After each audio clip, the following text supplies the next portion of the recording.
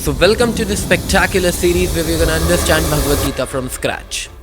Now in this particular series we have reached to Shloka 39 till now. Now we have already done from Shloka 1 to 38. If you haven't seen it, first go and watch that so that we can proceed.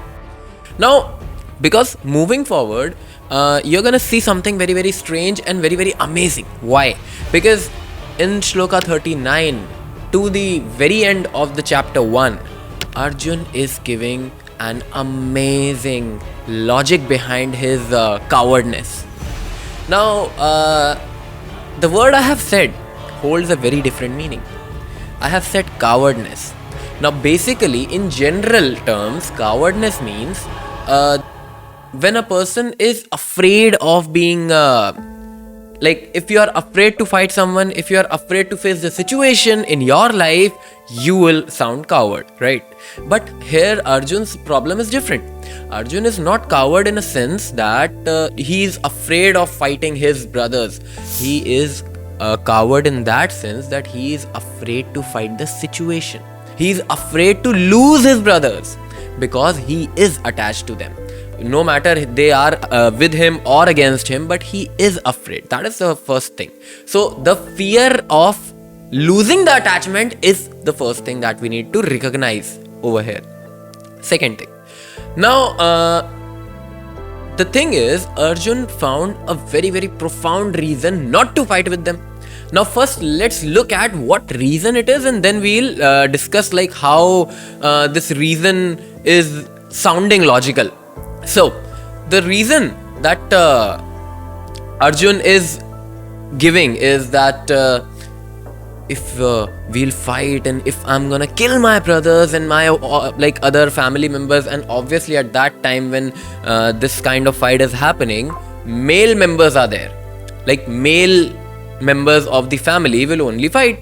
Females are at the home. Okay. So now the amazing part is, he says if I'm gonna kill my brothers, what their wives are gonna do. Why? Because he says that if the man is gone, wife is gonna produce unwanted children in other dynasties, and that will create an unwanted situation, an unwanted population. And now he says that unwanted population cannot satisfy the ancestors, those who are already dead. Correct? So the overall logic that he is giving is, I should not kill these men because then their wives are gonna produce unwanted children, and that unwanted children will destroy the whole our culture and our dynasty. And eventually he says that in scriptures it is written that if unwanted children are trying to offer some things to their ancestors, they are not gonna be satisfied, and hence this kind of family will rot in hell. And then he sounds very strange. He says, oh my god, what we were doing, we with the desire to enjoy this whole legacy, we are creating so sinful act. This logic sounds very very logical. Now this feeling of not going into hell, not putting your family into hell, not I don't want to fight because I don't want my family females to have unwanted population, unwanted children. Now this sounds so amazing. Now here's the interesting part. This is the logic that Arjun is giving to Krishna. Now the best part is, when we don't want to do anything, when we want to save our attachments, which we have fear of losing, so we will create logics out of it. Now here's the interesting part.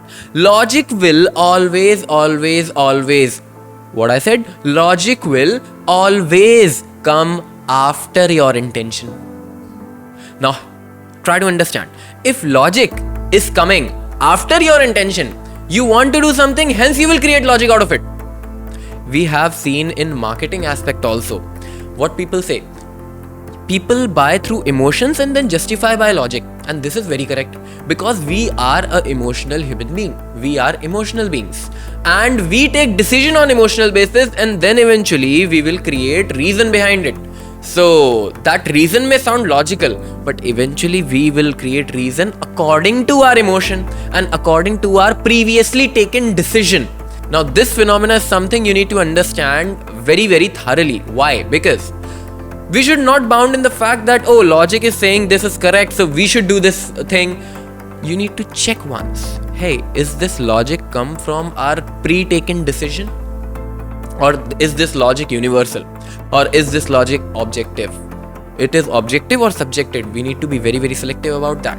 Now, this is the thing you need to understand. Now, but again, Krishna here. Krishna is an amazing logician at the same time. He will give such an amazing logics and philosophies to cut down Arjun's every logic. So that is gonna be amazing to see. And moving forward, Arjun said, "Oh Krishna, I believe that it is better to get killed by my brothers unarmed rather than to go and kill them because of the desire." Now Arjun is also doing backward calculation that why it is this thought is coming, but his calculation is flawed and biased by his own thoughts. And what I say, not thoughts, his own foundation, his own fear of losing attachment. Now that attachment is creating bondage for you, but you are attached to it. For example, a woman. Historically, what men did? Men gave women jewelry, right? And that jewelry can be of gold, can be of diamond, but it is a bondage. Eventually, this is the kind of bondage that Arjun is facing right now. He knows that because of these attachments, I am bounded and I am like pushed away of doing my karma, but still he is doing that. Why? And he's creating logics around it. I should not fight, I should not fight, I should not fight. Why? And Krishna himself, the God, the ultimate supreme Lord Head, is asking him to fight. But he's saying, no, I can't. Why? He holds the fear of losing attachment. So, rather he knows that attachment is not good with these guys, but still he have. Why? Because his own ego, his own existence is dependent upon that fact. Now it says like when these people will die, how he will recognize himself. Now who is Arjun? Arjun is Duryodhan's brother. Arjun is Bhishma's grandson. Arjun is Dronacharya's student. Now this is the personality of Arjun that Arjun thinks he is. He hasn't found himself. That's why he's attaching himself to these guys. If he will find himself, then he don't want these guys to prove that he exists. Now this simple urge is forcing Arjun to make so much logics to get attached to create all the bondage. Now Krishna is gonna give the clear path. And the first chapter ends in a way. At last shloka of first chapter, Sanjay tells Dhritarashtra that Arjun keeps his bow and arrow aside and sat on the chariot with a tensed face. And here the chapter 1 is over. In chapter 1, Arjun was only one to give the logics. In chapter 1, Arjun was the only one who was raising the questions.